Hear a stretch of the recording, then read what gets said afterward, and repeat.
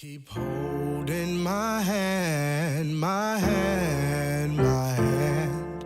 Keep holding. Because in order to keep a structure together that benefits hardly no one, you have to find ways to separate people.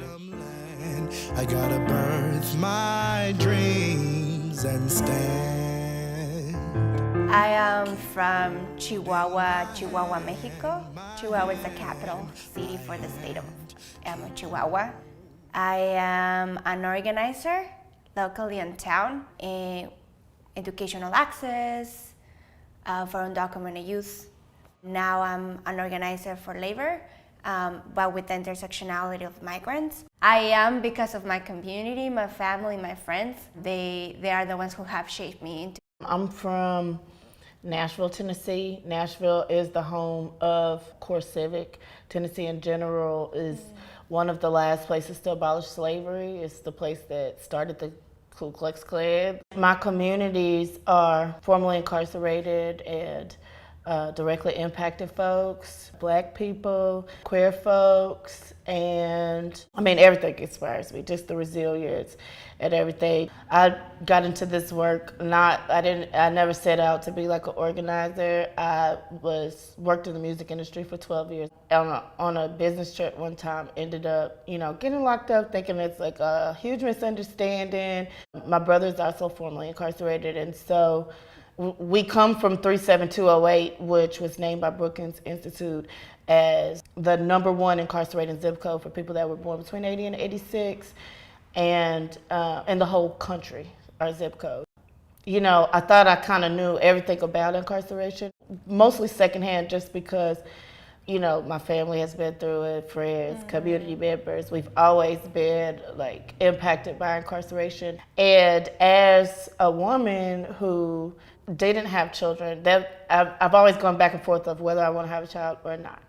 And that was a time when I felt truly blessed not to have any children, because I just couldn't believe what people were going through, having a parent from that situation, losing their children. The thing was, they were like, we're gonna put you in solitary, we're gonna write you up. And then what I noticed is everybody was like, you know what, we're not going. And it was so many of us that they were just like, you know what, y'all could just stay here. And it really showed me the power of the people, even though it was in a small situation. And I was just like, you know what, this is what we have to do on a larger scale to actually, abolish the system altogether, is we have to come together. We live in a state known as ground zero, right? We know that the most racist stuff comes out of Arizona. So at the time, the high school walkout started happening to bring attention to what was leading up to SB 1070. Back in the day, it was a federal law that they were trying to pass through Congress that would criminalize anybody who was hanging out or eating or driving with, or any sort of interaction with anybody who was undocumented will make it a felony for the person who was with that person. So it sparked, I believe, large numbers of marches, numbers that I have never seen before. And then the high school walkouts started happening at the same time. Traveling back to 2005, 2006, we didn't have cell phones, we didn't have technology, we didn't have any of those things. So the fact that we were able to do things like that without technology, and we were literally bringing the issue, attention to the issue. My mom used to work in maquiladoras. I remember my mom going with her coworkers to courts, to meetings, to get their fair pay out of these maquiladoras. So I have that glimpse of that. High school happens, I'm undocumented. We see Prop 300 being passed, which meant anybody who was undocumented in the state of Arizona would not be allowed to receive in-state tuition. A group came together and they started creating resources and finding scholarships that undocumented folks could apply. DACA was announced in 2010. 2009, SB 1070 gets signed. So everybody's trying to figure out how that's gonna look in the state. I mean, in other places of the country, it meant, you get access to all these things now because you're considered a resident of the state. But we're in Arizona, that meant that there was not gonna be access to institution, no access to driver licenses. The only piece that they care about is or monetary value. And stand. Keep holding my hand, my hand, my hand.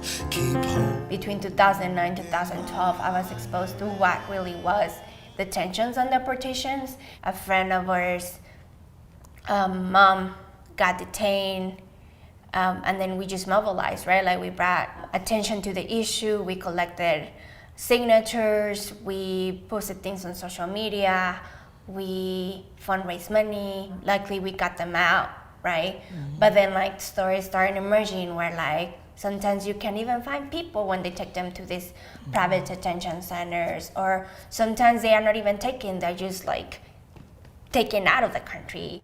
All of these policies impact us all the time, and then the solutions that we always find are very minimal. It only covers a few, and it continues to cover that American story, right? Like the outstanding person. So anybody who had any kind of record that didn't look good appealing, that they didn't have a good appealing for anybody, like they're still being left out, right? In the incarceration world of like, oh, the model prisoner, we're gonna let the people that have no write-ups out, or it's like the same concept of like the talented 10th, or oh, these people but not these people, and we see that in policies. Like for example, the false dichotomy of like violent versus nonviolent, and let's be clear, like our government has done so much violence in the United States and abroad, and so we're choosing to say, well, this is violent and this is not violent, when we're the most violent country in the world. We constantly see that too, of this, exceptionalism or othering, finding ways to other people through policies and through narratives that sometimes we even perpetrate, like we take on that language as well, like in our messaging, and we're like working against ourselves. Absolutely. And I'm sure that for me, like the thing that I have noticed the most is that those who have access, or the ones who have assimilated the most, are the ones who ended up throwing everybody else under the bus.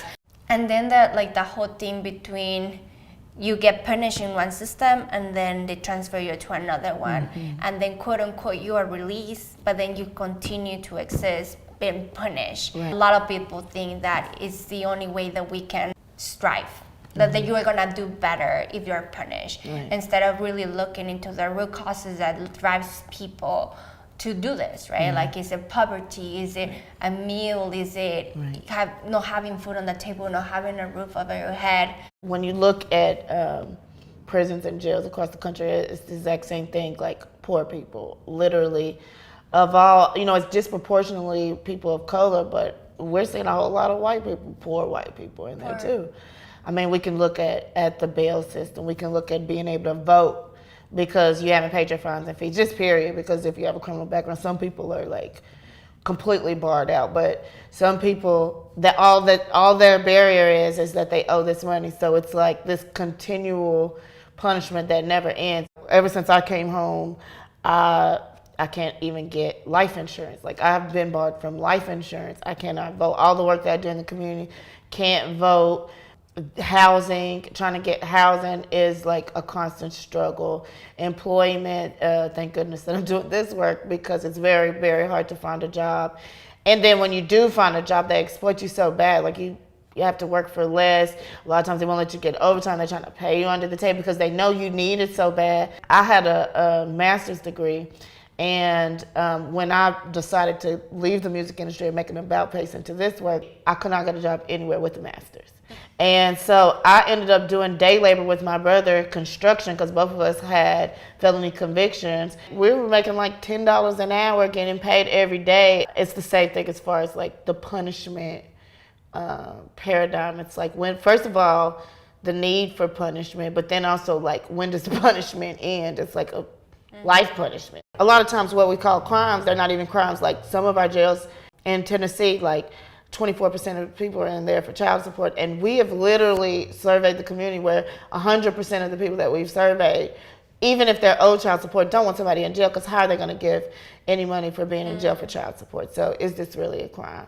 The same thing that you said about like the root causes of You know, people that were bailing out, they're coming out to literally nothing. And the issues are like housing and poverty and employment. If we had those needs met, then we wouldn't even be here. I think that bail reform that is happening in the criminal justice reform movement, a lot of times we're not thinking about the immigration movement as one. If we're pushing for bail reform that does not take that into consideration, then we're going to be leaving big groups of people to get taken up by ICE and to be pulled into this other system.